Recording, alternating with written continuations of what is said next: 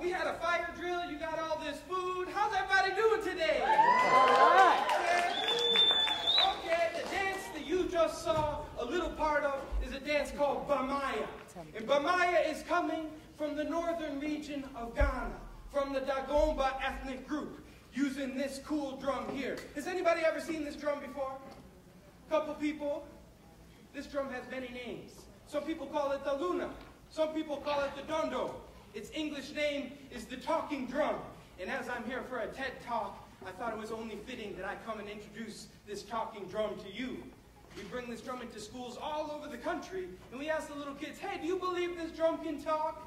Say, no, no. Well, let me show you how my drum can talk.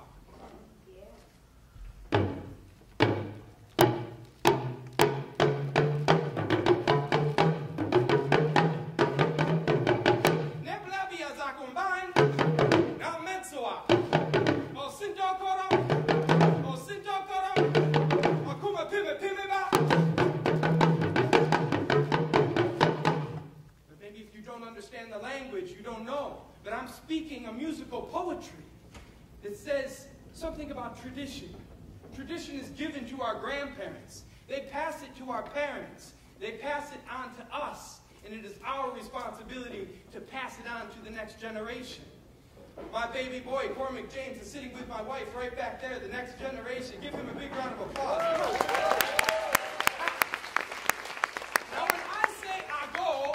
To say amen. I go. Amen. I go. Amen. Do you know what I'm saying to you? No. Uh-oh. When I say I go, it means I'm calling for your attention. When you say amen, you're ready to give me your attention. So I go. Amen. I go. Amen. How many people here speak more than one language? Let me see your hands. Okay, that's good. Out of you people, how many speak 3 languages or more? 4? 5? This guy deserves a round of applause. Come on. Yeah. I go. In Ghana, hey, I go. In Ghana, even though it is a very small country in West Africa, about the size of Indiana, they speak over 60 different languages from the north to the south. And this drum can speak all of those languages. In fact, this drum can speak so well, it can even speak the American language. I could say, thank you, or, you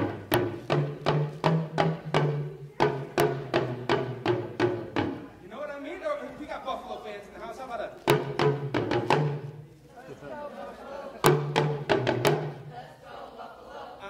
and without using a single word from my mouth, it's able to translate ideas, to bring you to a point in your childhood where you remember learning nursery rhymes, where you learn about what it is to be a part of this life, this community. And if you're in Africa growing up and you want to learn about your culture, you don't go to a textbook. No, no, no, no, no. You go to the musician, because it's through the music that the culture is preserved. It's through the music that the generations ahead get to learn about the generations behind. It's what we call the oral tradition. And so the role of a musician in West African society is very, very important. But before we go any further, I have a confession to make. I'm not from Africa. Yeah, it's true. I know, maybe some of you are thinking this costume and all, but really, I grew up in a small town called Oswego, New York. Has anybody ever heard of Oswego? Yeah, all right. It's a nice town. It's a different lake, but it's a nice lake. I had a wonderful time growing up there. Very supportive family, wonderful music teachers, really beyond blessed. I did everything, marching band, jazz band, all the bands you could think of. But it wasn't until I was 16 years old, about 16 years ago, that I learned the true power of music. And it came about when one of my childhood friends decided to take his own life. And I thought, what in the world?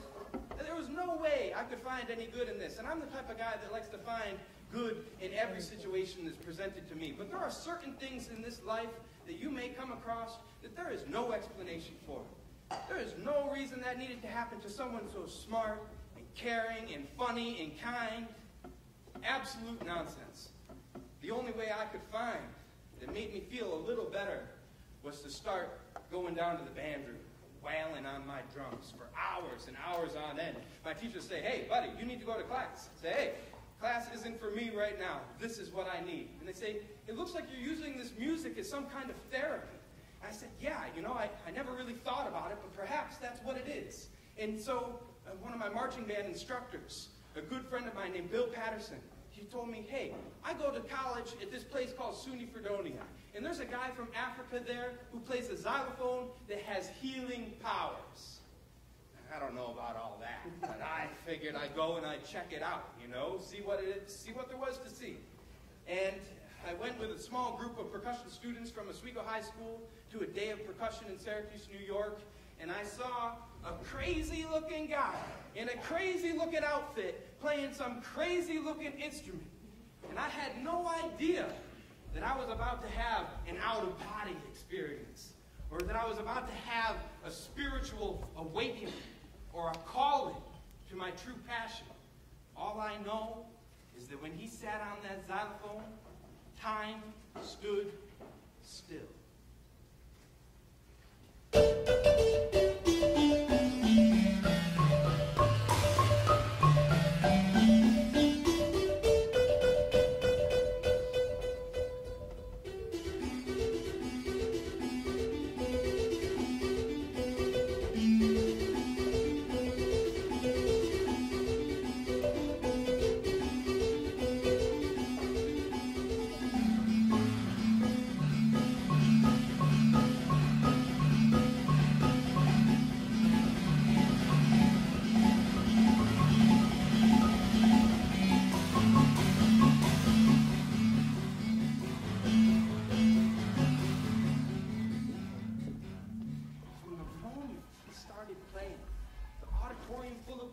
Disappeared. And it was only me and this man and this magical instrument. And I saw time slow down. I found that this music was washing over me in a way I had never experienced before. As if it's pulling layers of my soul back and penetrating some very vulnerable spot inside and allowing me to just release. And by the time he finished, I looked over at my buddy sitting to my side and he says, hey, are you okay? And I've been crying from the minute he touched the stage. And I said, you know, I have never been better. I don't know what that instrument is or where it's coming from, but I'm going to find out.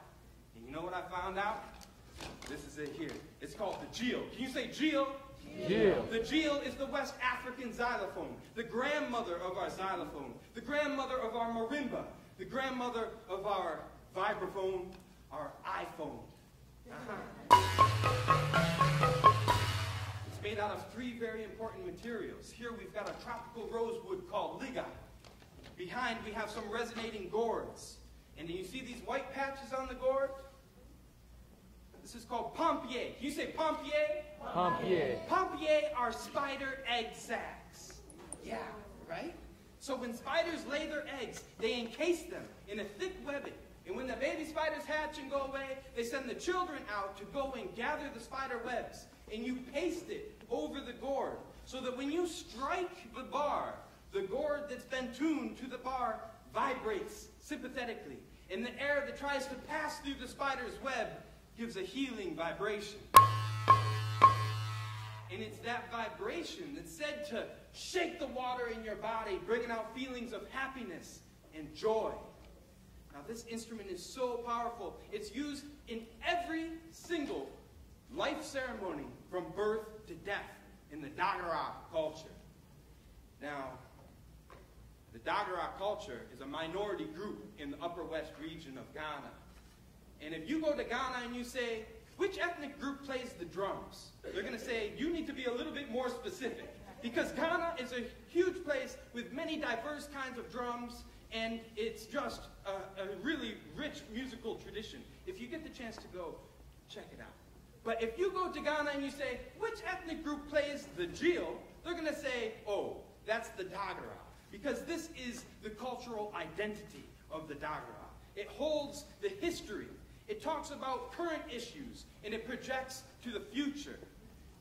This instrument just so happened to be played by a man named Bernard Woma, who is the foremost player and one of the most celebrated Dagara musicians in all of Ghana. He's shared the stage with artists like Yo-Yo Ma, Glenn Velez, Maya Angelou, and performed for dignitaries like the Queen of England, Nelson Mandela, President Bill Clinton, and even a couple years ago when Barack Obama went to Ghana, they sent his wife and kids to take a lesson with Mr. Bernard Woma. And here I am, 16 years old, and this national treasure of Ghana is here blowing my mind on this instrument. And, you know, I had to learn more. Where is this guy coming from? What makes him tick? And it turns out that many years ago, 1994, our good friend, Dr. Kay Stonefelt, the distinguished professor from SUNY Fredonia and the head of the percussion department, had traveled to Ghana on a Fulbright scholarship. And that is where she met Bernard, as he was the master drummer of the government-funded National Theater. And so she made an arrangement to bring this man to the United States to share his beautiful culture in his virtuoso playing styles. And he really has been touring all over the world since this time. And it's been a great honor to work with him. And, you know, it just so happened that I graduated high school in 2002, and he was to begin college getting an undergraduate education at SUNY Fredonia in exchange for teaching the African percussion and dance classes. And so they have a saying in Ghana that says the right hand washes the left hand washes the right.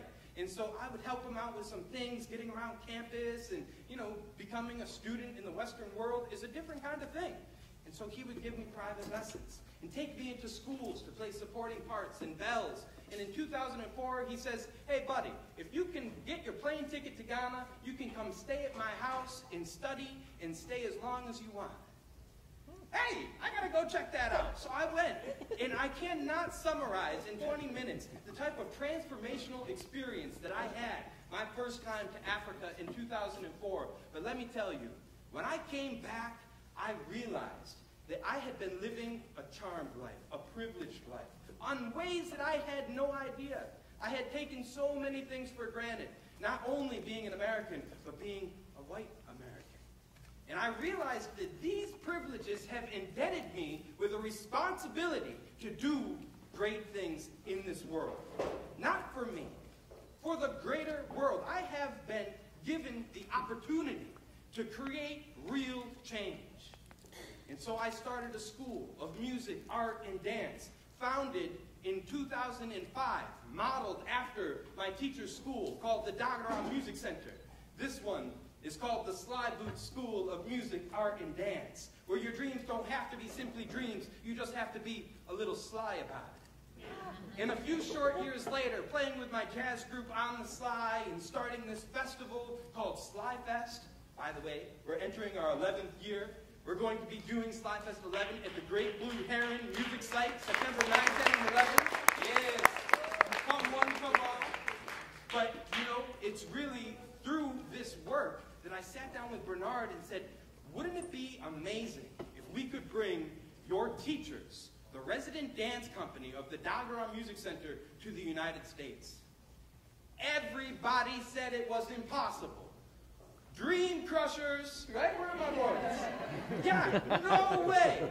This was something that needed to happen. It was a calling, and despite all factors in our way, Bernard Woma and I and Dr. Stonefelt and a whole host of other collaborators managed to bring 15 members of the Saakumu dance troupe to the United States. And I bought a short school bus off of eBay Motors for like $2,000, and we hit the road. 99 shows in 49 days. That deserves a round of applause. Yeah. I go.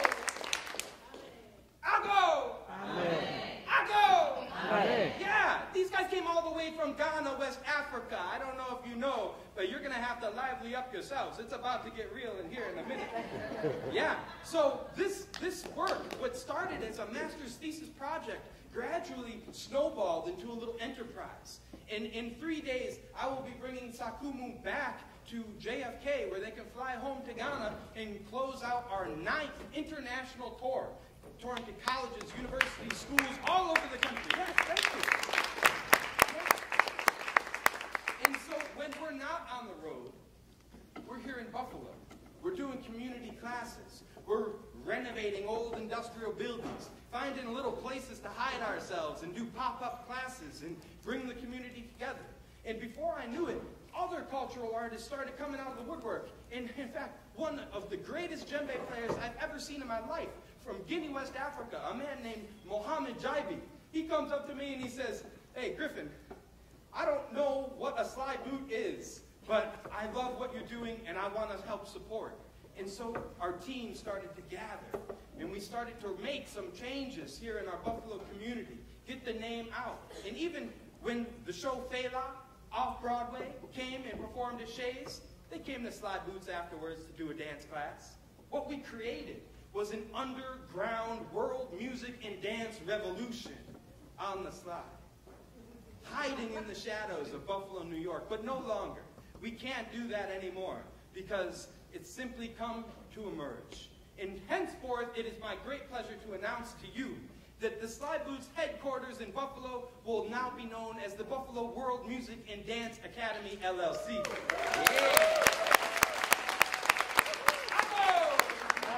We're growing, we're evolving, we're learning, we're pushing forward. And in 2017, we intend to occupy the newly renovated Richmond Ferry Church, which is going to be a real dream come true, where we can continue to promote positive social change through cultural arts, education, and performance. Now, I've heard many, many times that if you want to impact change in 1 year, you should go plant a garden, plant rice. If you want to impact change over 10 years, you should go plant trees. But if you want to impact lasting change over 100 years, you teach children.